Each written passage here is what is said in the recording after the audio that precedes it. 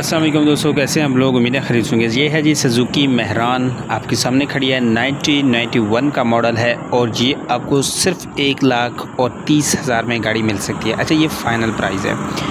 चालू कंडीशन में है, CNG इसके अंदर लगा हुआ है, टायर्स अच्छी कंडीशन में है। इंजन वाइज गाड़ी के कोई काम नहीं है, बॉडी वाइज काम कोई नहीं है, लेकिन अगर आप लेके तैयार करवाना चाहें वो एक अलग बात है। इंटीरियर भी आपको दिखा देते हैं।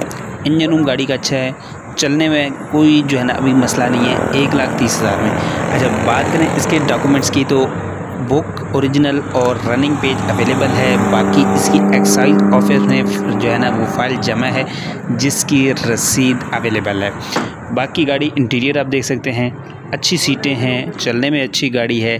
फ़ाइनल प्राइस इसकी 1,30,000 रुपये में है। अगर आप ये गाड़ी लेना चाहते हैं तो हमारा नंबर आपके सामने शो हो रहा है, इस पर कॉन्टेक्ट कर सकते हैं। गाड़ी का इंजन रूम भी आपको दिखा देते हैं। माशाल्लाह इंजन रूम में भी गाड़ी अच्छी है और ये देख सकते हैं। और गाड़ी के अंदर करंटली कोई काम नहीं है, चलने में ओके गाड़ी है। इंजन, टायर, सस्पेंशन हर एक चीज़ ओके है। 1,30,000 इसकी फ़ाइनल प्राइस है।